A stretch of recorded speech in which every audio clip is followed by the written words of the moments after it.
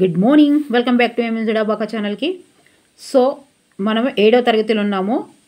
శిల్పి పాఠం తెలుగు చెప్పమని చెప్తున్నారు కాబట్టి తెలుగు కూడా చెప్తాను.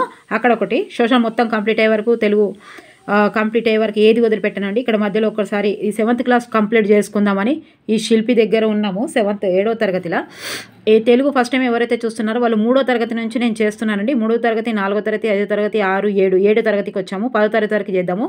ఇది పేపర్ 1 వాళ్ళైనా సరే, పేపర్ 2 వాళ్ళైనా సరే 3rd క్లాస్ నుంచి ఖచ్చితంగా చదవాల్సిందే. టెట్ పాస్ అయి ఉన్న వాళ్ళు డిఎస్సి లాగానే చదవాలి. ఇప్పుడు డిఎస్సికి ఎలా చదువుతారో అలాగే చదవాలి. 3rd క్లాస్ కూడా స్కూల్ అసిస్టెంట్కి ఇచ్చాడు, లాంగ్వేజ్ పండిత్కి కూడా ఇచ్చాడు. కిటకిట తలుపులు, కిటారి తలుపులు ఎప్పుడు తెరిచిన చప్పుడు రాదు అనేది మన లాంగ్వేజ్ పండిత్ వాళ్ళకు కూడా ఇచ్చాడు. అంటే ఏమి ఇస్తున్నాడు, ఏ క్లాస్ నుంచి ఇస్తున్నాడు అనేది లింకప్లో ఉంది కాబట్టి 3rd నుంచి. అందుకే నేను థంబ్నెయిల్లో కూడా పేపర్ 1 వాళ్ళు, పేపర్ 2 వాళ్ళు 3rd నుంచి, తెలుగు అయితే 3rd నుంచి, సోషల్ అయితే ఇంకా ఏవి అయినా సరే 5th క్లాస్ నుంచి 10th ఇంటర్. డిఎస్సికి అయితే ఇప్పుడు 10th ఇంటర్ వరకు ఖచ్చితంగా డిఎస్సికి అయితే, ఇంకా టెట్ అంటే ఖచ్చితంగా 10th వరకు చదివినా సరిపోతుంది. కానీ చదివితే ఇంకా మంచిదే కదా, టైం ఉంది కాబట్టి. టైం లేకపోతే సిలబస్ మాత్రమే చదవాలి. టైం ఉంది కాబట్టి మీరు నీట్గా చదువుకుంటూ వెళ్ళండి. డిఎస్సికి అనే చదవండి, కేవలం టెట్కు అని మాత్రమే చదవకండి. టెట్ ఓన్లీ అర్హత పరీక్ష అనే కాదు. అందులో ఏంటిది బెనిఫిట్ అంటే 100కు 100 మంది రాస్తే 100 మంది పాస్ అయ్యే అవకాశం ఉంది కాబట్టి అది ఉద్యోగాన్ని కూడా డిసైడ్ చేసే పరీక్ష టెట్. టైంపాస్కి ఎవ్వరు రాయొద్దు.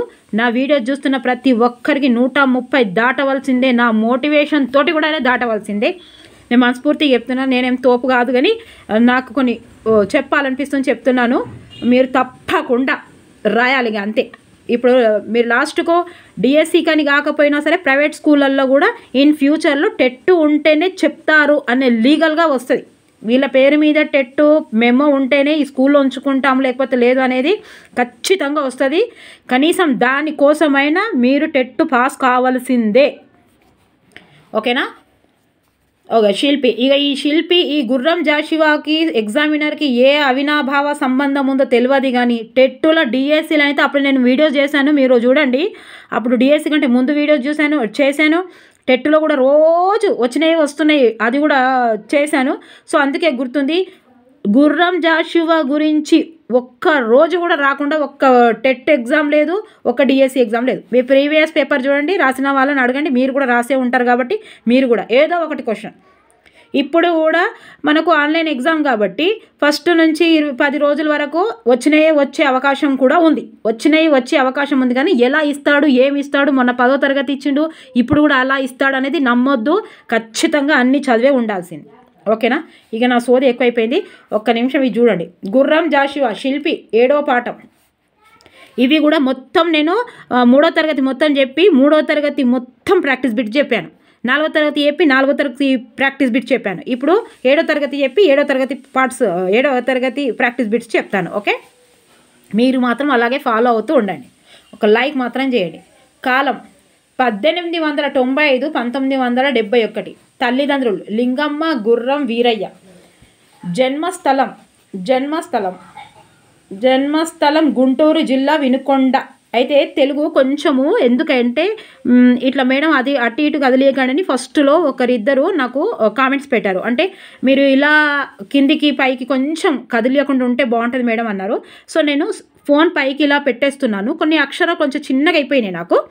ఎక్కడైనా తడబడితే కొంచెం చూసుకోండి. ఓకేనా? అంటే జన్మస్థలం గుంటూరు జిల్లా వినుకొండ. వృత్తి ఉపాధ్యాయుడు, రేడియో ప్రయోక్త. ప్రవృత్తి రచన వ్యాసంగం. ప్రసిద్ధి అభ్యుదయ భావాలు కలిగిన సాంప్రదాయ కవి. బిరుదులు కవి కోకిల, కవితా విశారద, కవి దిగ్గజ, నవయుగ కవి, మధుర శ్రీనాథ, విశ్వకవి సామ్రాట్. చూసిరా? కోకిల, కవిత విశారద, కవి దిగ్గజ, నవయుగ కవి చక్రవర్తి, మధుర శ్రీనాథ, విశ్వకవి సామ్రాట్. ఇవి 2 సార్లు విన్నారంటే ఖచ్చితంగా గుర్తుంటాయి. ఇవన్నీ గుర్రం జాషువే. ఇవన్నీ ఏం చేసారు? గుర్రం జాషువా గుర్రం ఎక్కి ఎటు పోయిండు? కవి కోకిలను తీసుకొని ఇవి గుర్తు పెట్టుకోరి. శిల్పం శిల్పం చెక్కడానికి గుర్రం మీద ఎక్కి ఎటు పోయిండు, వీళ్ళనందరినీ తీసుకొని పోయిండు. కవితను, విశారదను, వీళ్ళందరినీ ఎట్లనో గుర్తుపెట్టుకోండి మీకు నచ్చినట్టు. సరే, బిరుదులోకి అయిపోయిందా. రచనలు, ఖండ వాక్యాలు ఇంతకుముందు చేసినవి ఉన్నాయి చూడండి. అండ్ ఇంకొకటి 6 గ్యారెంటీలతోటి నేను ఒక వీడియో చేశాను, మీకు లింక్ ఇస్తాను కామెంట్ బాక్స్లో, లింక్ చూడండి. అవి మంచి కామెడీగా బాగుంది. ఇవి కూడా ఉంది వీడియోస్, మీరు చూడండి. పాతే అంటే మొన్నే టెట్ కంటే ముందు. రచనలు, ఖండ కావ్యాలు గబ్బిలం డిఎస్సిలో వచ్చింది. కాందిశికుడు, నేతాజీ, బాపూజీ, స్వయంవరం, రాష్ట్రపూజ, కొత్త లోకం, ముసాఫరులు, నాగార్జున సాగర్, స్వప్న కథ. లఘువాక్యాలు, ఫిర్దౌసి, ముంతాజ్ మహల్, క్రీస్తు చరిత్ర. ఇంకో టెట్టులో వచ్చింది క్రీస్తు చరిత్ర. ఇవేంటి? లఘువాక్యాలు. కేంద్ర సాహిత్య అకాడమీ పొందిన జాషువా గ్రంథం క్రీస్తు చరిత్ర. ఏంటిది? కేంద్ర సాహిత్య అకాడమీ పొందినది క్రీస్తు చరిత్ర. కొంచెం మెల్ల చదువుతున్నా, ఎందుకంటే ఇది ఇంపార్టెంట్ అనే ఏం లేదు, కానీ చాలాసార్లు రిపీట్ అయింది కాబట్టి అలా. ఒక గద్య కావ్యాలు, కుశలవోపాఖ్యానం, చిన్న నాయకుడు, చంద్రిక, అముద్రితం, అలభ్యం. దృశ్య వాక్యాలు, సత్యహరిశ్చంద్ర, రుక్మిణీ కళ్యాణం, చిదానంద, ప్రభాతం, ధ్రువ విజయం, వీరబాబు, తెరబాటు, దావీదు చరిత్ర, అలభ్యం. మదలాస, అలభ్యం. పద్య కావ్యాలు, హిమాద మార్క, ధర, పరిణాయం. కన్యకా పరమేశ్వరి, శివాజీ ప్రబంధం, స్వీయ చరిత్ర నా కథ పద్య రూపం. మీరు ఖచ్చితంగా 2-3 సార్లు ఇది చదవవలసిందే. ఓకే, ఇవి కొంచెం పద్య కావ్యాలు, దృశ్య కావ్యాలు, గద్య కావ్యాలు, లఘు కావ్యాలు, ఇవి ఖండ కావ్యాలు. ఎన్నున్నాయి? ఖండ కావ్యాలు 1, లఘు కావ్యాలు, గద్య కావ్యాలు, దృశ్య కావ్యాలు, పద్య కావ్యాలు, స్వీయ చరిత్ర. ఇట్లా గుర్తుపెట్టుకోండి. ఖండ కావ్యాలు అంటే గబ్బిలం, కాందిశికుడు, ఇట్లా పెట్టుకోండి. లఘు కావ్యాలు అంటే ఫిర్దౌస్, ముంతాజ్ మహల్, క్రీస్తు చరిత్ర. కేంద్ర సాహిత్య అకాడమీ కూడా లఘు కావ్యాలలోనే వచ్చింది. దేనికి? క్రీస్తు చరిత్రకు. గద్య కావ్యాలు ఇవి చూసుకోండి. దృశ్యం, సత్యహరిశ్చంద్ర, రుక్మిణి కళ్యాణం. సత్యహరిశ్చంద్ర అనేది నాటకమా? ఇక దృశ్య కావ్యాలు చూసేటివంటి ఇవి వేసిండు. రుక్మిణి కళ్యాణం ఇది, చిదానందం, ప్రభ, ధ్రువ విజయం, వీరబాబు, తెరబాటు, ద్రావిడు చరిత్ర, మదాలస. ఇవి ఇంకోటి పద్య కావ్యాలు,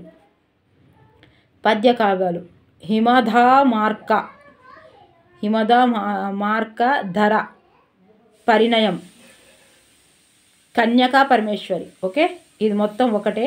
కన్యకా పరమేశ్వరి, శివాజీ ప్రబంధం ఒకటే. స్వీయ చరిత్ర నా కథ.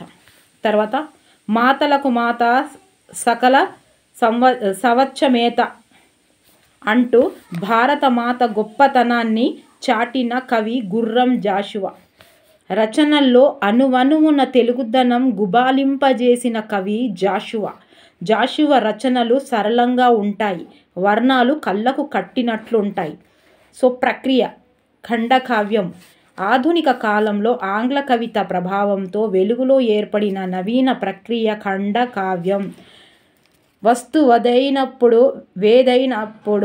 వస్తువేదైనప్పటికీ ఆత్మశ్రయత ప్రధాన లక్షణంగా ఉంటుంది. మహాకావ్యాల్లో రసవద్ఘటాల కానీ ఏదైనా ఒక విషయమును గూర్చి వ్రాసిన కొన్ని పద్యాలు కానీ విడిగా తీసిన అది ఖండకావ్యం అవుతుంది.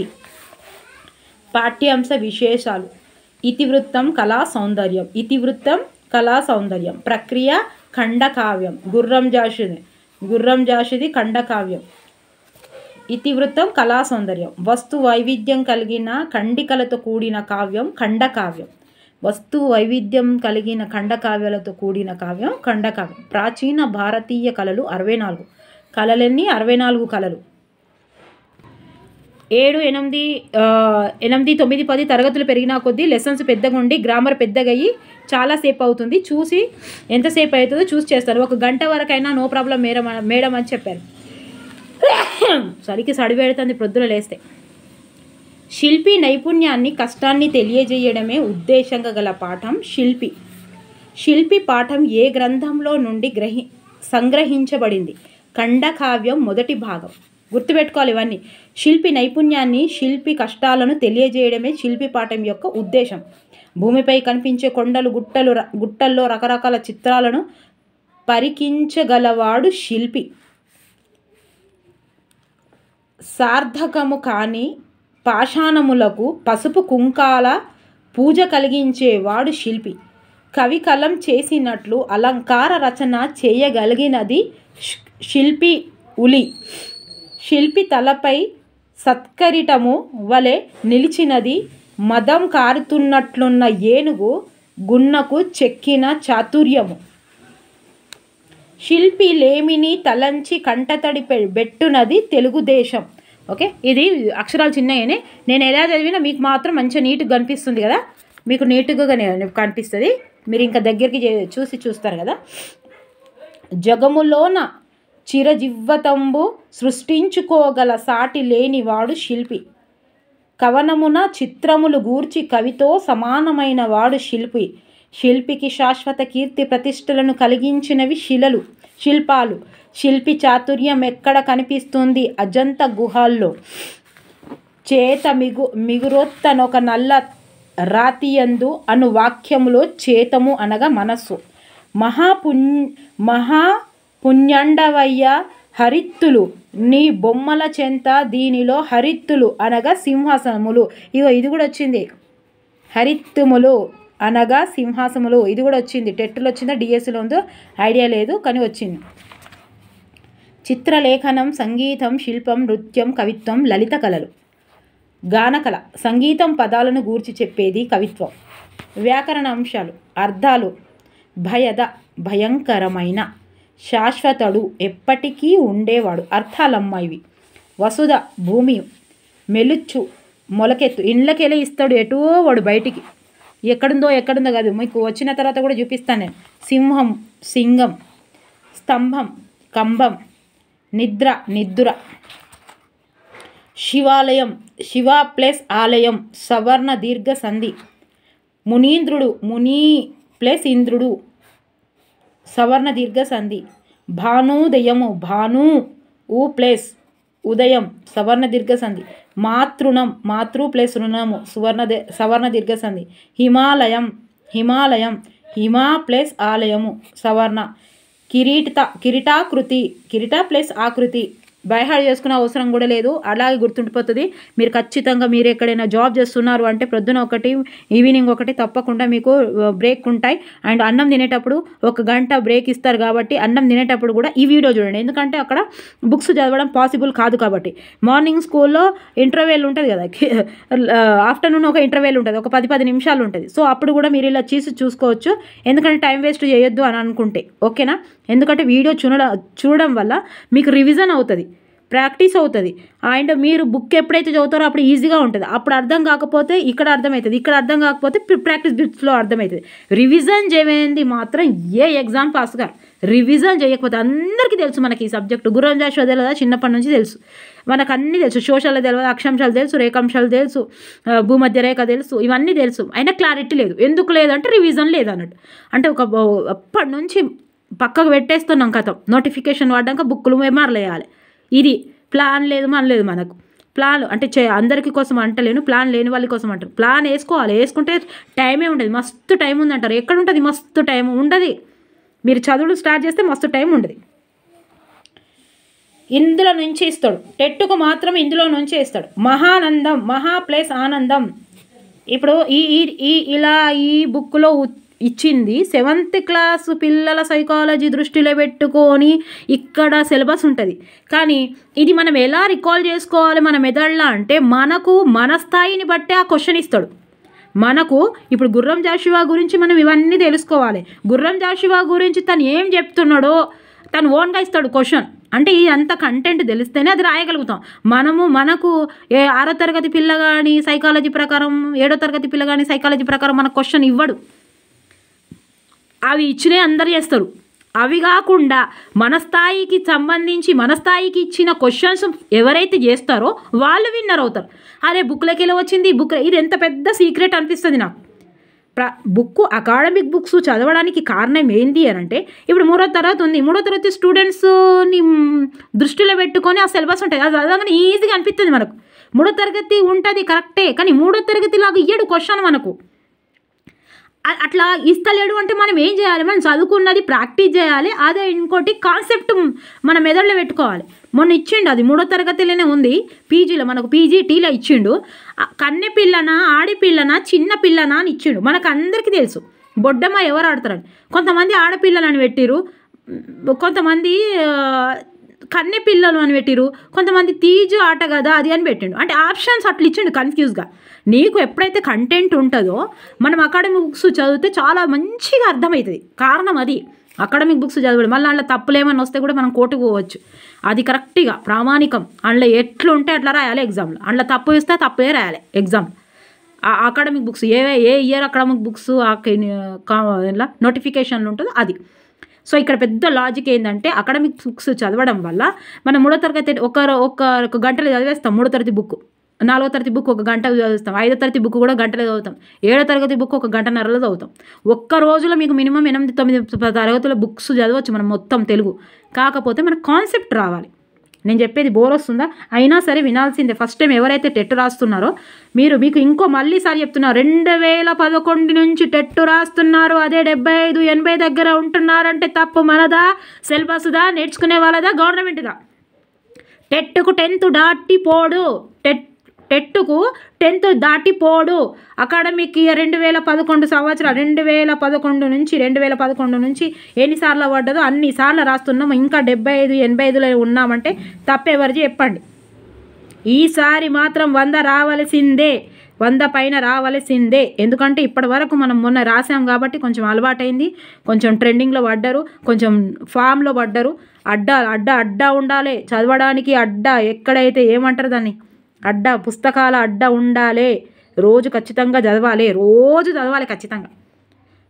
నేను చదువుతా, నాకు టెట్ రావాలి, నాకు ఉన్నోళ్ళనే. లేకపోతే ఎందుకంటే వేస్ట్గా వెయ్యిలు ఫీజులు కట్టుడు ఎందుకు? టైంపాస్ చేసుడండి. మన కుటుంబాలు మన మీద ఆధారపడి అయ్యో రేపు వస్తుందో, రేపు ఎల్లుండి ఏం రాదు, నువ్వు చదివితేనే వస్తుంది. మళ్ళీ ఆ చదువుడు కూడా ఇప్పుడు 0.0లో ఉద్యోగం పోయిందంటే ఆయన కంటే మనకు ఏమన్నా నాలెడ్జ్ తక్కువ ఉన్నట్టా లేదా? ఇలా అన్నట్టు ఇక్కడ ఏదో ఆలోచించి తప్పు పెట్టినాం. వీనికంటే మనకంటే ఇక వీడు ఒక పాయింట్లో ఎక్కువ ఉన్నాడు మనకంటే. ఆలోచన విధానమా, పెట్టే విధానమా, టైం పంక్చువాలిటీయా, ప్రతిదీ ఆన్లైన్ ఎగ్జామ్. చెప్పింది నీకు అర్థమైందా? అర్థమైతే మీకు నచ్చితే ప్లీజ్ దయచేసి ఒక కామెంట్ రాయండి మేడం, సార్లు కామెంట్స్ రాయండి, ఒక లైక్ చేయండి. ఇక నెగిటివ్ అయితే పెట్టకూరి అబ్బో. ఓకేనా? నాకు చెప్పాలనిపిస్తుంది, చెప్పానండి. నేను చెప్పింది కాదా అంతే. సిలబస్ చదువుతుంటే చాలా ఈజీగా అనిపిస్తుంది, కానీ ఈజీగా క్వశ్చన్ ఇవ్వడు. టెట్కు మాత్రం తప్పకుండా సిలబస్ దాటిపోడు కాబట్టి ఇవన్నీ ఇండ్లకెళ్ళే ఇస్తాడు. ఎగ్జాంపుల్స్ కానీ ఏవైనా. మహి ప్లస్ ఇంద్రుడు, మహేంద్రుడు. గురుపదేశం, గురు ప్లస్ ఉపదేశము. సవర్ణ దీర్ఘసంధి. కోటీశ్వరులు, కోటి ప్లస్ ఈశ్వరులు, కోటీశ్వరులు. సవర్ణ దీర్ఘసంధి. ఏమంటారు కదా, బొంగుపోతుంది అంత చెప్తే మోటివేట్ చేస్తే బొంగుపోతుంది నోరు. అయినా సరే రావాలి. నేనంతా హ్యాపీగా ఎవ్వరిగా ఫీల్ కాదు. నా దేవునితోటి కూడా రోజు ఇట్లా ప్రార్థిస్తున్నా నేను, దేవుడా నా ఈ వీడియో చూసిన వాళ్ళు 100 రావాలని 10 సార్లు అనుకుంటే 10 సార్లు తప్పకుండా సబ్కాన్షియస్లో పడిపోతుంది ఆ విషయం. మీరు 10 సార్లు అనుకుంటే. ఇంతకుముందు వీడియోలో చాలాసేపు అయింది ఆ వీడియో, అయినా కూడా ఒకటి చెప్పాను, మీరు వినండి. సోషల్ అయినా తెలుగు అయినా ప్రతి ఒక్కటి చేయవలసిందే. పేపర్ 1 వాళ్ళకైతే నో ప్రాబ్లం. పేపర్ 1 వాళ్ళైతే డిఎస్సి అనే చదవాలి వాళ్ళు, ఎందుకంటే వాళ్ళకి ఇంకా వేరే చదివే అవసరం లేదు కాబట్టి. ఇక వీళ్ళే సోషల్ రాసి తెలుగు రాష్ట్రాలకు మ్యాథ్స్, సైన్స్ వాళ్ళకు మ్యాథ్స్, ఇవన్నీ ప్రాబ్లమ్స్ ఉన్నాయి కాబట్టి ఇక చూడండి. ఇగో సమాసాలు. నల్ల జాతి ఎందు, నల్లనైన రాతి ఎందు, నల్ల రాతి ఎందు జాతి అని చదువుతాను, అది చూసారా? సారీ అండి, నల్ల రాతి ఎందు నల్లనైన రాతి విశేషణ పూర్వ పద కర్మదాయ సమాసము. నల్లనైన రాతి ఎట్లున్నది, నల్లగా ఉన్నది, ఇది విశేషణ.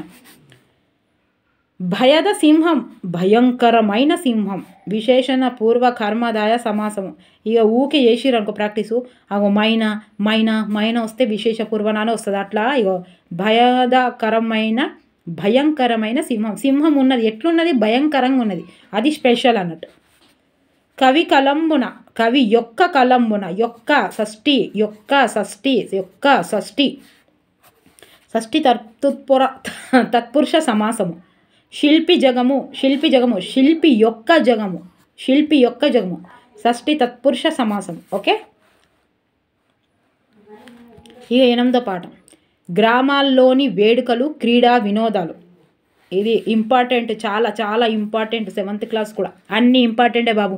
మళ్ళీ నేనే చెప్తున్నా, ఏది ఇంపార్టెంట్ అని ఉండదు, వచ్చింది కాబట్టి. ఇది మాత్రము గుర్రం జాషువా మాత్రం 10 సార్లు చదవండి. ఏమో మరి పోయినసారి అయితే ఇచ్చిండు, ఇప్పుడు ఏమి ఇస్తాడో తెలియదు. కానీ పోయినసారి ఇచ్చింది ఇప్పుడు ఇస్తాడు సార్ అంటే, పోయినసారి స్కూల్ అసిస్టెంట్ వాళ్ళు స్కూళ్ళలో చెప్పినట్టు అయితే టక్కన చేసిరు. 8వ తరగతి 9వ తరగతి నుంచి సూపర్ ఇచ్చిండు. మొత్తం సిలబస్ సిలబసే కరెక్ట్గా వేయలేదు. సిలబస్ నేనైతే మొత్తం ఇట్లా పక్కకు పెట్టి నేను వీడియోస్ కూడా వేసిన. అందులో ఏం చేసిండంటే పద్యం ఇవ్వలేదు స్కూల్ అసిస్టెంట్ వాళ్ళకు, మళ్ళీ ప్యాసేజ్ క్వశ్చన్స్ ఇవ్వలేదు. మొత్తం 10th ఇచ్చిండు. గ్రామరు ఈ కవుల గురించి ఇచ్చిండు. ఎట్లా తయారు చేస్తారో ఇక మనకు తెలియదు, కానీ అన్నీ చదువుకొని రెడీగా ఉండాలి. నువ్వు సిలబస్లు ఇచ్చింది. కాలం క్రీస్తు శకం 1917 1993. సో జన్మస్థలం వరంగల్ జిల్లా దేశాయిపేట గ్రామం, ప్రస్తుతం వరంగల్ అర్బన్ జిల్లా. ఇవి ఏంటిదంటే కొత్త సిలబస్, ఇది అంటే కొత్తదంటే కొత్త బుక్ 2024ది. అందుకే మీ దగ్గరైనా పాతవి ఉంటే కూడా ఇవి ఉండొచ్చు, ఉండకపోవచ్చు. ఒకసారి మీరు ఇక్కడ బుక్కులలో ఇట్లా టిక్కు పెట్టుకోండి, దేవులపల్లి రామానుజరావు. లేకపోతే ఈ వీడియో మీకు రాత్రి ఏమైనా వినాలి అనిపిస్తే బుక్ పెట్టుకొని వినండి, కొంచెం వినండి, మీరు చదవండి, మస్తు ఉంటుంది. అట్లా నాకు ఫోన్ చేసి చెప్తున్నారు మా మేడమ్స్, ఇట్లా ఇవి వీడియోస్ వినుకుంటా బుక్ చదువుతున్నారట, అది చదువుతున్నారు, ఇది ఒకటి చదువుతున్నారు. వీడియోస్ విని బుక్ చదివినా కూడా మస్తు యాదికి వస్తుంది మేడం అని చెప్తున్నారు. తల్లిదండ్రులు వెంకటాచలపతిరావు అండాలమ్మ.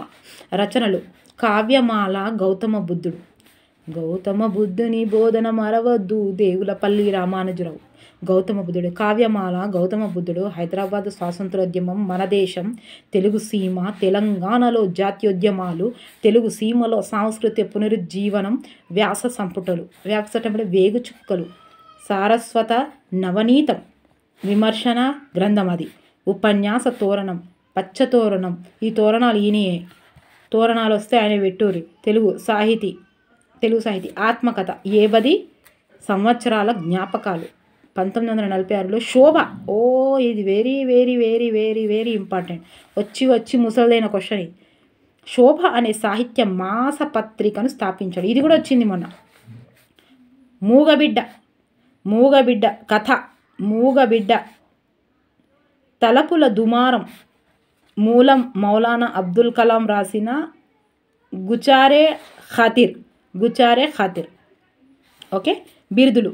మిజాన్ పత్రిక ఈయనకు ఏకశిలానగర శిలాఫలక శోభ విభావరి అనే బిరుదునిచ్చింది. ఇగో ఈయన బిరుదుడు అని ఎంత వెరైటీగా ఉంది.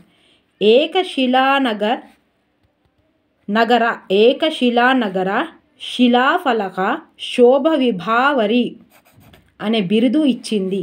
విశేషాంశాలు: ఆంధ్ర సరస్వతి పరిషత్ రూపశిల్పి, జాతీయ పునరుజ్జీవన మహోద్యమ యజ్ఞంలో నిత్యాగ్నిహోత్రులు దేవులపల్లి రామానుజరావు. తెలంగాణలో శోభ గోల్కొండ పత్రికకు 1946లో సంపాదకత్వం వహించిన వారు దేవులపల్లి రామానుజరావు. ఎప్పుడు ఇది మళ్ళీ సూరవరం ప్రతాప్ రెడ్డి అని చుటక్కున ఇస్తాడు మనకు. ఇక సూరవరం ప్రతాప్ గోల్కొండ అనగానే మనకు అయిపోయింది. సూరవరం ప్రతాప్ రెడ్డి గారు ఇక 1946లో సంపాదకత్వం. ఇగో దేవులపల్లి రామానుజరావు 1962లో సాహిత్య ప్రతినిధిగా రాజ్యసభ సభ్యుడిగా పనిచేశారు. 1950 నుంచి 1979 వరకు ఉస్మానియా విశ్వవిద్యాలయం సెనెట్ సభ్యుడిగా ఉంటారు. ప్రక్రియ: రేడియో ప్రసంగం. విషయ క్లుప్తత, సరళత ప్రధాన లక్షణాలుగా కలుగునది రేడియో ప్రసంగం. ఇంకా స్పీడ్గా చెప్పాలా, ఇంకొంచెం స్పీడ్గా చెప్పాలా, నేను కొంచెం మెల్లగానే చెప్తున్నా, ఎందుకంటే తెలుగు కాబట్టి ఇవన్నీ చిక్కులు ముడుగులుగా ఉంటాయి. ఏంటి కావ్యాలు, ఖండకావ్యాలు. నా వాయిస్ ఇలా పట్టి పట్టి వస్తే ఒకవేళ మీకు అక్కడ స్ట్రక్ అవుతుంది, అంటే ఆన్సరు అరే మేడం గట్ల వర్రింది కదా, వర్రి చెప్పింది అని. ఓకేనా, అందుకే మెల్లగా చెప్తున్నాను. బోర్ వస్తే మీరు చెప్పండి, టక చదువుకుంటూ పోతాను, నేను ఏమి ఎక్స్ప్లెయిన్ చేయట్లేదు కదా.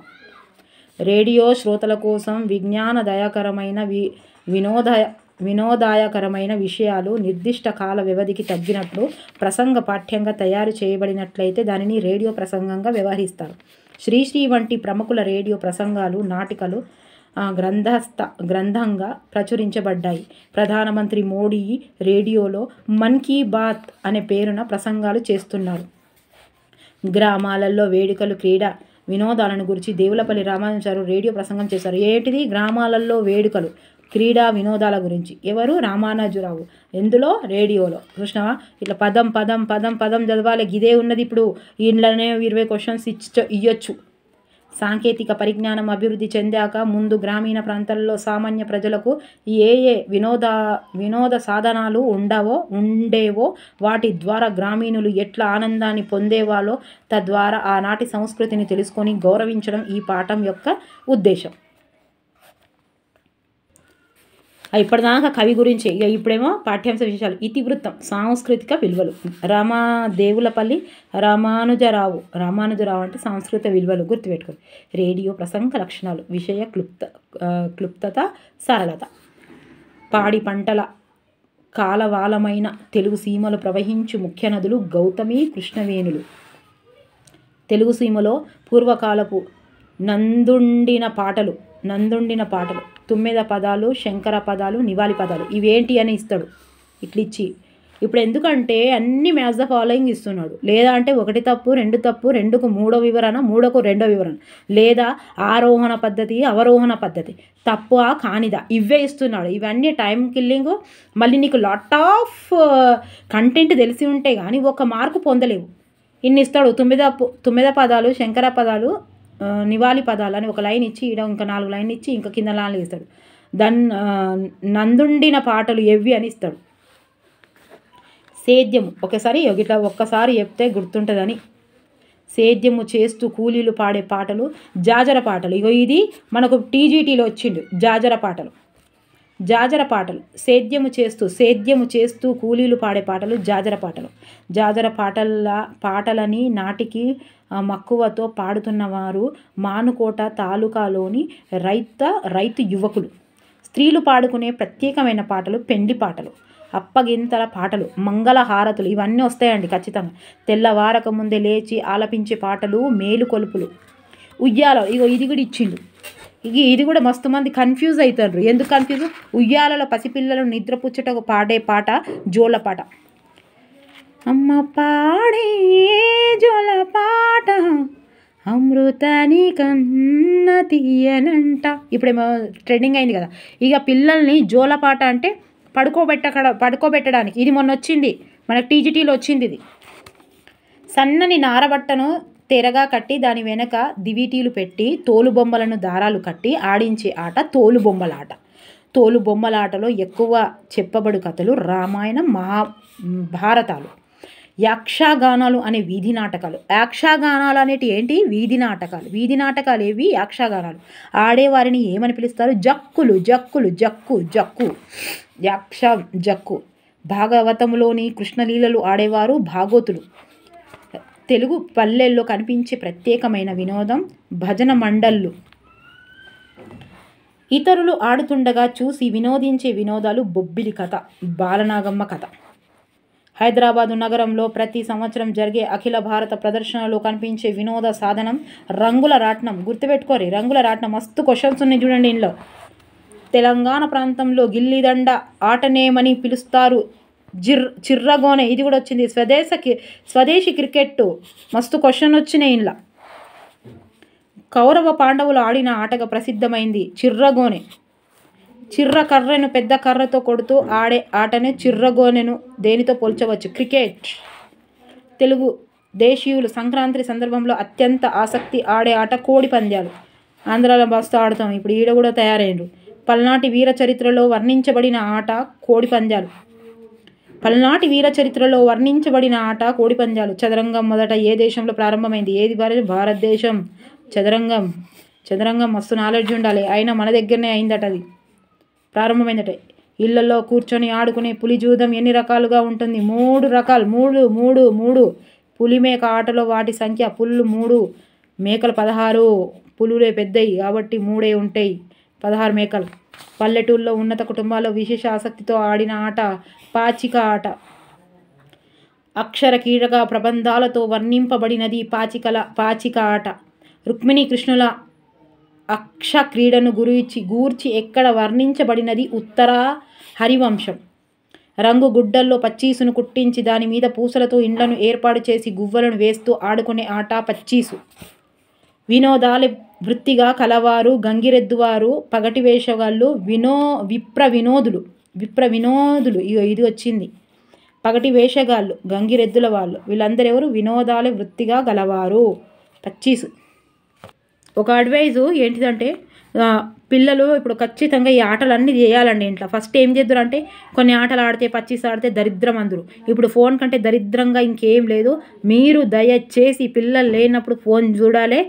మనము ఫోన్తో ఇప్పుడు ఫోన్తో ఉపాధి పొందలేనప్పుడు, ఫోన్తో ఏమైనా మన టెండర్లు వేసే పరిస్థితి లేనప్పుడు పిల్లల ముందు ఫోన్లు తీయకండి. ఎందుకంటే మనమే బాగా అట్రాక్ట్ అయ్యాం. అసలు పిల్లలు అని చెప్తున్నారు. పిల్లలు ఎందుకు అట్రాక్ట్ అవుతారో, ఒక 4 రోజులు మీ ఇంట్లో ఫోన్ కనిపించకుండా చూడరి, పిల్లలు అస్సలే యాద్ చేయరు. ఇవన్నీ తీయర్రి. ఎగ్జామ్స్ అయినా కాకపోయినా ఈ పచ్చీసులు అవన్నీ తీయర్రి. మాకు అయస్కాంతం ఉంటుండే, అవి మట్టిలో ఇట్లా చేస్తుండే, అవి తీయండి. పచ్చీసు తీయరు. ఓనమగాయలు, అవే ఓమనగుంటలు, అవి కూడా తీయండి. మొన్న నేను పెద్ద ఒక వ్యాసం రాసిన దాని గురించి, చాలామంది మెచ్చుకున్నారు. ఎందుకంటే ఫస్ట్ ఇవన్నీ ఆటలు ఆడితే, అరుగుల మీద ఆడితే అంత దరిద్రం అందరు. ఇక ఆ దరిద్రమేమో కానీ ఇప్పుడు ఇంత పెద్ద దరిద్రంగా ఇంకా లేదు. ఈ ఫోన్ కంటే దరిద్రం పిల్లలు. అదొక దరిద్రమా? అంతకంటే పెద్ద దరిద్రం ఏంటంటే ఇవి పూతరేకులు, ఆ రేకులు, ఈ రేకులు, ఈ టీవీలో చూడకపోతే ఇలా ఫోన్లో చూడాలి. అస్సలే వీళ్ళు రాగానే ఇంకెక్కడ ఉద్యోగాలు ఉన్నలో కూడా నేను చూసిన ఇక్కడ ఉద్యోగాలకి రాగానే ముందు ఫోనే పట్టుకోవాలి. ఫోన్ చూపించుకుంటే పిల్లల్ని అన్నం తినిపించాలి. అది ఎంతమంది చెప్పినా సరే వింటలేరు. వీళ్ళకే శాతనైతే లేదు. అన్నం తినిపించుకుంటా, ఫోన్లు చూపించుకుంటా అన్నం తింటారు. అది ఎంత పెద్ద అదంటే పాపం పిల్లల భవిష్యత్తు ఖరాబ్ అవుతుంది అంటే కూడా పెద్దవాళ్ళు వింటలేరు. పిల్లలు ప్రొద్దున 9కి పోతారు, మళ్ళీ సాయంత్రం వస్తారు. అప్పటిదాకా ఏం చేస్తారు? అప్పటిదాకా అవన్నీ కార్తీక దీపాలు, ఆ రేకులు, పూతరేకులు ఏవో ఉన్నాయి కదా, అన్ని రేకులు చూసుకోవాలి. మేము ఎవరిని హర్ట్ చేయాలని కాదు. ఇంకొక విషయం ఏంటంటే, మా అక్కయ్య వాళ్ళ ఏమంటారు దాన్ని, ఆడపడుచు వాళ్ళ పాపకి ఆమె ఎన్ని అంటే 11 ఇయర్స్ ఉంటుంది. 11 ఇయర్స్లో ఓ 3 సంవత్సరాల నుంచి ఆ టచ్ ఫోన్ వచ్చినప్పటి నుంచి అదే చూస్తుంది. అయితే ఇవి కను పాపలు ఉంటాయి చూడండి, రియల్గా నేను వేరేది వాళ్ళ చెప్తాను, సందర్భం వచ్చిందని చెప్తున్నాను వినండి. అయితే ఈ కనురెప్పలు ఏమైనాయి అంటే, ఆ నర్వ్స్ అన్ని పనిచేయక కనురెప్పలు కిందికి పైకి మనవి కొట్టుకోవట్లేదు. అయితే ఆ అమ్మాయికి యశోద హాస్పిటల్కి తీసుకెళ్తే పేరెంట్స్ ఏం చేస్తున్నారని అడిగారు. పేరెంట్స్ ఆ అమ్మాయి అలా అయినా ట్రీట్మెంట్ తీసుకున్న వాళ్ళ అమ్మ వదిలేస్తలేదు. వాళ్ళ అమ్మ జాబరు, వాళ్ళ అమ్మ ఒక ఉద్యోగి, వాళ్ళ నాన్న కూడా ఉద్యోగి, ఇద్దరు ఉన్నారు.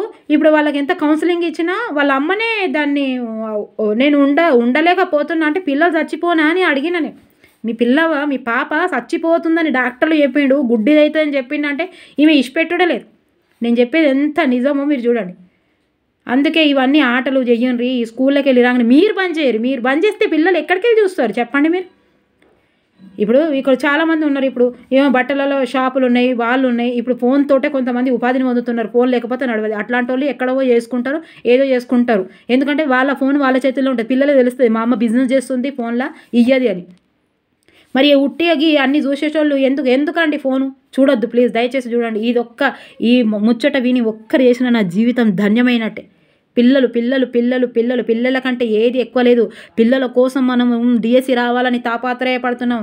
పిల్లల కోసం 4 ఏంటిది బండలు 4 రాళ్ళు వెనకేసుకుందాం అనుకుంటున్నాం. పిల్లల భవిష్యత్తు కోసం మనము వాళ్ళకి మంచి భవిష్యత్తు ఉండాలి, ఇద్దరు భార్యాభర్తలకు జాబులు ఉండాలని ఆలోచిస్తున్నాం. ఎందుకు మనకి ఇప్పుడు డబ్బులు కావాల్సింది, మనకు తిండి దొరుకుతుంది కదా అంటే మన పిల్లలకు నారాయణ శ్రీ చైతన్యంలో వేయడానికి మాత్రమే అనుకుంటారా? ఇప్పటికే మొత్తం లాస్లో ఉన్నాం, ఇప్పటికే సాంప్రదాయాలు వీకినాయి, అన్ని వీకినాయి. పిల్లల్ని ఇక మనం ఎట్లా చూస్తున్నాం మన పెద్దోళ్ళని, మన పిల్లలు కూడా మనకు అట్లనే చూస్తారు. అందులో ఇంకా ఏం లేనేలేదు. హిస్టరీ చరిత్ర తిరగబడుతుంది, అంతే. చరిత్ర తిరగబడుతుంది. ఈరోజు మనం పెద్దవాళ్ళ వాళ్ళతో ఎలా ఉంటున్నామో పిల్లలు అది కూడా ఉండరు. ఎందుకంటే వాళ్ళు మనం చిప్స్ కూడా తిన్నాం, అవి కూడా తిన్నాం. ఇప్పుడు వీళ్ళైతే మొత్తం చిప్స్ తింటున్నారు, మొత్తం అదే ఉన్నది. మనకు మొన్నటి నుంచే అలవాటైంది ఏంటిది, ఫోన్ తోటి చెడు మంచి ఎంత ఉందో చెడు దానికంటే ఎక్కువ రేట్లు ఉన్నది. అది చేయవలసుకుంది పేరెంట్స్ తోటే. మీకు ఏమైనా బోర్ వస్తే ప్లీజ్ వినాలే, తప్పదు. ఇగో పిల్లలు భవిష్యత్తు పాడవుతుంది, కళ్ళల్లో గుడ్డిగా అవుతురు, కళ్ళు పోయి నరాలు వీక్ అవుతున్నాయి అంటే పెద్దవాళ్ళు మానేయకపోవడం అనేది మీరు ఒక్కసారి ఆలోచించండి. నాకు కామెంట్స్ రాయండి. మీరు కామెంట్స్ రాయడం వల్ల వెనుక చూసే వాళ్ళు కూడా కామెంట్స్ రాస్తారు. ఇది నేను చెప్పింది కరెక్టా, అవునా కాదా, మీరు దయచేసి ఈ లెసన్ గురించి ఎంత ఆలోచిస్తున్నారో నాకు తెలియదు, కానీ మీరు కామెంట్స్ రాయండి. ఎందుకంటే దీనివల్ల ఉపయోగం ఉంటుంది. లైక్ చేయర్రి, కామెంట్స్ రాయిర్రి. అరే పిల్లల భవిష్యత్తు పాడైపోతుందంటే ఇంకా ఫోన్లలో వస్తారు, నాకు అర్థం కాదు. ఫోన్లు ఎందుకండి? మీరు చూసుకునేది ఉంటే పిల్లలు లేనప్పుడు చూసుకోండి. అడాప్ట్ అయింది మీరా పిల్లలకు, మనమా, పెద్దవాళ్ళమా, పిల్లలవా? మనం ఏం జాబ్ చేసేది పిల్లల కోసం కాదా? మన భవిష్యత్తు దేనికి పాడైంది మనకు పిల్లలు బాగలేనప్పుడు? 800 మొత్తం ప్రపంచంలో 850 కోట్ల మెంబర్స్లో 450 కోట్ల మెంబర్స్లో మనం ఉన్నాం. 450 కోట్ల మంది అండ్ల లేరు. 400 మంది, 350 కోట్ల మంది కరెక్ట్గా లేరు. అంటే ఏదో చెవితో ఒక హ్యాండ్ క్యాపా, ఒక ఏళ్ళు లేకపోవడమా, కరెక్ట్గా వాళ్ళు మంచిగా ఆరోగ్యాలతో లేకపోయే వాళ్ళు ఉన్నారు. మనం ఏంట్లో ఉన్నాం? ఎంత అదృష్టం అండి మనకు ప్రసాదించాడు దేవుడు, ఎంత మంచి అదృష్టం ప్రసాదించాడు మనకు. ఈ రోజుకి నేను చెప్తున్నాను, 3 పూటల అన్నం తిని 3 పూటలో అది అరిగి వేస్టేజ్ కింద పోతుందంటే అంతకంటే పెద్ద ప్రాపర్టీ ఇప్పుడు రోజులలో లేదు. లక్షలు పట్టుకొని, బాక్సులు పట్టుకొని మీరు ఒక్కసారి హాస్పిటల్లో చూడండి, పిల్లల్ని పట్టుకొని ఎట్లా వస్తున్నారు. 1-2 గంటలు కూర్చుంటే నొప్పులు, కిడ్నీలు మంచిగా లేవు. ఫస్ట్ షుగర్లు ఉన్నోళ్ళకి వస్తుండే, ఇప్పుడు 30 ఏళ్ళు దాటినాయి అంటే అందరికి షుగర్లే. అన్నీ ఉన్న తర్వాత మీరు ఫోన్లు వాడొద్దంటే వినరేంటి? వినాలే. మీరు ఎవ్వరు హట్టు కావద్దు, ఎవరికి చెప్తలేను. ఎవరైతే ఇట్లా పిల్లల్ని బాధ పెడుతున్నారో ఆ పేరెంట్స్కు చెప్పండి మీరు దయచేసి. మీకుంటే తప్పలేదు. మంచి విషయం మంచి ప్రేమతో చెప్పాలి. ప్రేమతో చెప్పడం అనేది కాన్సెప్ట్. మంచి విషయం, మనకు తెలిసిన విషయం తప్పకుండా చెప్పాలి. ఇగో మా అక్క వాళ్ళ ఆడపడుచు వాళ్ళ పాప ఖరాబ్ అయిపోయింది, కళ్ళు పోయినాయి, ఆమె కళ్ళు ముడతలేదు, స్కూల్కి పోతలేదు, నాశనం అయిపోయింది చదువు మొత్తం. అయినా వాళ్ళ ఇంట్లో మళ్ళీ ఫోన్లు ముడతలేరు. ఎందుకండి ఫోన్లు? వేరే వాళ్ళ గురించి మనకెందుకు? మీకు బోర్ చేసిందా? సరే అబ్బా, మీరు కామెంట్స్ మాత్రం పెట్టుకోండి. మీ కామెంట్స్ వల్ల ఇంకొకరికి బుద్ధి ఇట్లా పిల్లల్ని కూడా కేర్ చేయకుండా మీరే అని చూసే వాళ్ళకైనా బుద్ధి వస్తుంది. దయచేసి ఎవరిని హట్ చేయడం అనేది నా ఉద్దేశం కాదు. మీకు ఏమైనా హట్ చేసి ఉంటే నన్ను ఏమనుకోవద్దు. మీరు మాత్రం కామెంట్స్ రాయడం అది చేయండి. నా జీవితం ధన్యం అయిపోతుంది ఒక్కరు ఆలోచించిన. తెలుగు ప్రాంతాలలో గీడికి వచ్చిన, ఓకేనా? అబ్బో స్టార్టింగ్ నుంచి వచ్చిన. బహురూపాల వారిగా పిలువబడేవారు పగటి వేషగాళ్ళు. ఇగో బహురూపాల వారిగా గారడి విద్యలో ప్రవీణులైన వారు విప్ర వినోదులు. ఇగో ఇది కూడా వచ్చిందబ్బా. గారడి విద్యలో ప్రవీణులైన వారు విప్ర వినోదులు. బాలికలు మక్కువ చూపే ఆట ఉయ్యాల లూగుట. తెలుగు ప్రాంతంలో కనిపించే యుద్ధ క్రీడలు గుర్రపు స్వారీ, మల్ల యుద్ధాలు, కుస్తీలు, కట్టెసాము బరబ్బరి ఇండ్లకి వెళ్ళి 2-3 దిగుతాయి. ఒకసారి ఒకరి మీద ఒకరు రంగులు చిమ్ముకుంటూ ఆడుకునే ఆట హోలీ. రైతులు వ్యవసాయ పనులను ప్రారంభించే ఏరువాక పున్నమికి మరో పేరు జ్యేష్ఠ పున్నమి. శ్రీరామనవమి నాడు బండ్లను కట్టుకొని ఊరేగుట పల్లెటూరులో మనము గమనించు మరొక వేడుక. తెలంగాణలో తీర్థాలెప్పుడు జరుగుతాయి? సంక్రాంతి శివరాత్రుల మధ్య తీర్థాలట. శీతాకళ్యాణం ఎప్పుడు జరుపుకుంటారు? శ్రీరామనవమి. తెలంగాణలో కాముని పున్నమికి ముందు యువతలాడే ఆట కోలాటాన్ని స్త్రీ పురుషులకు సమాన ఆదర్శనీయమైన క్రీడని కూడా చెప్పవచ్చు. ఇప్పుడు అన్నీ మనకు తెలిసినట్టు అనిపిస్తాయి. అది శ్రీరామనవమి ఎప్పుడు అంటే అక్కడ ఆప్షన్స్ చాలా కన్ఫ్యూజ్గా ఇస్తాడు. నేను అదే చెప్తున్నా. బాలికలు అభిమానించే ఆటలు చెమ్మ చెక్క, అచ్చనగండ్లు, కచ్చకాయలు, ఓమన గుంటలు, గుజ్జనగుళ్ళు, గిరణ గింజలు, ఇవి కూడా వచ్చాయి. ఇవి వచ్చినాయి మన టెట్టులా. ముగ్గులు వేయుట, ఇవన్నీ ఆడాలి ఇప్పుడు. పాచికల ఆట అన్నీ ఏటైనా పోయితే ఏడ దొరికితే కచ్చకాయలు తీసుకొని కొట్టుకో తీరు. కాంపిటీషన్ పెరుగుతుంది, పిల్లలు మాట్లాడుదు పెరుగుతుంది. పాచికల ఆట మన పల్లెటూరులోని ఉన్నత కుటుంబాలలో విశేష ఆసక్తితో కూడిన ఆట పాచికల ఆట. దీనికే అక్ష క్రీడ అని మరొక పేరు ఉన్నది. ఈ ఆట కూడా తరతరాల నుంచి మన దేశంలోని ప్రజలకు ఆకర్షించినది మన ఇతిహాసాలు. మస్తు సర్దైంది, సర్దైన తీస్తున్న మా కామెంట్స్ రాయరి. ఏదో ఆవేదన వ్యక్తం చేసుకున్నా ప్లీజ్ ఎవరేమనుకోద్దు, నాకు ఎట్లో అవుతుంది. నేను చూసిన కాబట్టి ఆ పాప వస్తే వాళ్ళ అమ్మ నాన్నలు బెల్ట్ తీసుకొని కొట్టబుద్ధి అయితే నాకు అట్లా కళ్ళకి వెళ్ళి నీరు కాడితే అంత ఆవేదన నాకు. అరే నీకేమవుతుంది, నీ పిల్లల కోసం కాకపోతే ఇంకా దేనికోసం? అందరిని వదిలేసి వేరే ఊళ్ళల్లో రెంటులు కట్టుకుంటూ ఉండు. ఎవరు హట్టు కావద్దు, నా ఆవేదన వ్యక్తం చేశాను అంతే. పాచికల ఆట చెప్పిన కదా. గుజ్జనగుళ్ళ ఆట పల్లెటూరులో బాలికలు ఆడే ఆటలో ప్రత్యేకమైంది. గుజ్జనగూళ్ళు రుక్మిణీదేవి చిన్నప్పుడు ఈ ఆటను ఆడినట్లు పోతన తన భాగవతం రాశారు. ఎవరు రాసిండ్రు? పోతన రాసిండ్రు. ఎవరు రాసింది? మేము రుక్మిణీదేవి. ఎప్పుడు? చిన్నప్పుడు. ఇది ఏం ఆట ఇది? గుజ్జనగుళ్ళ ఆట. ఇది కూడా వచ్చింది ఎక్కడ? పల్లెటూరు బాలికల్లో. ఓకే. ఓమనగుంటలు, ఇది ఒకటి తెలుసు. ఓమనగుంటలు ఒక కట్టె దిమ్మలో 14 గుంటలు చెక్కి గీయర్రి. ఇప్పుడు కూడా ఇట్లా మంచిగా బల్బం పెట్టి స్కూల్కి వెళ్ళి వచ్చినాక, ఇంట్లోకి పిల్లలు వచ్చినాక హోంవర్క్ చేసుకున్నాక ఇట్లా గీసి మీరు రాయరు. మీరు స్పెండ్ చేసినట్టు అవుతారు పిల్లలు పేరెంట్స్ తోటి.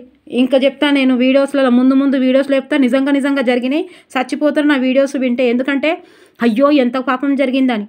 MBBS డాక్టర్స్ భార్యాభర్తలు ఇప్పుడు చెప్తే ఇక మస్తు పెద్దగా అవుతుంది. నేను ఇంకో నెక్స్ట్ వీడియోలో చెప్తా. పిల్లలతోటి మీరు మాట్లాడకపోతే ఏం జరుగుతుంది. ఓమనగుంటలు ఒక కట్టె దిమ్మలో 14 గుంటలు ఎక్కించి వాటిలో చింతగింజలు పోసి బాలికలు ఆ ఆటను ఆడుతారు. గ్రామాల్లోని వేడుకలు, క్రీడా వినోదాలచే దేవులపల్లి రామానుజరావు గారు రేడియో ప్రసంగం ఏ సంవత్సరంలో ప్రారంభమైంది? 1959. రుక్మిణీదేవి చిన్నప్పుడు గుజ్జనగూళ్ళ ఆట ఆడినప్పుడు భాగవతంలో పోతన గారు తెలిపారు. తెలంగాణ రాష్ట్రంలో సాధన శూరులు ప్రదర్శించే విద్య ఇంద్రజాలం. ఎంతో ఇంపార్టెంట్ చూసారు. వ్యాకరణ అంశాలు: పండగ, పర్వము, వేడుక. ఆసక్తి, ఆపేక్ష, అభిరుచి. గృహము, ఇల్లు, సదనం. ప్రకృతి, వికృతులు. పర్వము, పబ్బము. కార్యము, కర్జము. ఇది ఫస్ట్లో వచ్చింది టెట్టుల. పూర్ణిమ, పున్నమి. జీవితం. వీడియోలు చేశాను కాబట్టి అన్నీ గుర్తున్నాయి. అర్థాన్ని బట్టి వాక్యాలు. మీరు ఏ ఊరు వెళ్తున్నారు? ప్రశ్నార్థకం. వసంత ఎంత బాగా పాడిందో ఆశ్చర్యార్థక వాక్యం. మన పాఠశాలకు ఎవరొచ్చారు? ప్రశ్నార్థక వాక్యం. చెరువులో తామరులు ఎంత అందంగా ఉన్నాయి కదా, ఆశ్చర్యార్థకం. పూలన్నింటినీ హారంగా కూర్చండి, విద్యార్థక ఆర్డర్. అంతేనా? ఇక తర్వాత మస్తు సేపు అయింది. ఇది 35 నిమిషాలు దాటిపోయింది. ఇగో ఏ కుల్లోం రబ్బి 9వ పాఠం ఒకటి ఉంది 7వ తరగతిలో. 10, 11 అంతే 12 పాఠాలు ఉన్నాయి. ఈ 12 పాఠాల్లో ఇంకో వీడియో చేస్తా. 8వ తరగతి చేద్దాము. దాని తర్వాత ప్రాక్టీస్ బీట్ ఒక బుక్లో చేస్తా. ఓకేనా? ఇంత లెక్చర్ నేను ప్లీజ్ దయచేసి మిమ్మల్ని హట్ చేసినట్టు ఉంటే ఏమనుకోవద్దు. కానీ మీరు మాత్రం నా ఆవేదన తెలుసుకోండి. నేను ఎంత ఆవేదన పడుతున్నాను రియల్గా చూసినా కాబట్టి, ఎక్కడో బుక్కులో చదివినవి కావు కాబట్టి అంత ఆవేదన చెందిన. దయచేసి మీరు కామెంట్ బాక్స్లో కామెంట్ చేసి రాయండి. నిజంగా మేడం ఇప్పటి నుంచి మేము ఫోన్లు ముట్టమని అన్న రాయరి, వేరేలు కూడా రాస్తారు చూసి. మార్పు రావాలి కదా. మార్పు అనేది ఎట్లా ముద్దుగా రావాలి మార్పు. ఓకేనా? ఓకే. మన పిల్లల కంటే ఎక్కువ ఏది లేదు. ఓకే. ఒక బండి ఖరాబ్ బండి ఎండలో ఉన్నదని చెట్టు కింద పెడతాం. చిన్న ఎగ్జాంపుల్. ఈ ఫోన్ ఎంత మంచిగా చూసుకుంటాను, దానికి అన్నీ అంటించి పెట్టించి అన్నీ చూసుకుంటా. కింద ఎడబడుతుందో అన్నట్టు దానికి ఇట్లా చూసుకుంటా. కింద పడితే స్క్రీన్ ఖరాబ్ అయిపోతుంది. ఎంత ప్రేమగా చూపిస్తున్నా. వస్తువులను ప్రేమగా చూసుకున్నప్పుడు బండి నేను ఎన్నిసార్లు చూస్తా బండి. ఆ బండి తీసుకుపోయి చెట్టు ఉంటే ఇంత నీడు ఉంటే ఆడపోయి బండిని పెడతారు. అది ఖరాబ్ కావద్దు ఎండలా అని. అరే మన పిల్లలు ఎన్ని బండ్లు పోతే మళ్ళీ బండ్లు వస్తాయి, ఎన్ని ఫోన్లు పోతే మళ్ళీ ఫోన్లు వస్తాయి. పిల్లలు పోతే వస్తారా? ఆరోగ్యం పోతే వస్తుందా? కళ్ళు పోతే వస్తాయా? చిన్న లాజిక్ ఎవరో మోటివేట్ చేస్తే అవ్వడం ఏంటి మనం, అంతే కదా. ఓకే, మాత్రం నచ్చితే మాత్రం లైక్ చేయండి. నెగిటివ్గా కామెంట్స్ పెట్టకూరి, జర సెన్సిటివ్ని ఇట్లే ఆవేదన చెందుతున్నా. పెద్ద ఫ్యామిలీ మాది కూడా, చాలా పెద్ద ఫ్యామిలీ అండి బాబు. సో అందులోనే ఉన్నాయి అవన్నీ. రోజొక వీడియో మీకు మోటివేట్ చేస్తా. తప్పకుండా వీడియోస్ని ఫాలో కాండి, ఓకేనా. Thank you for watching. Bye, take care.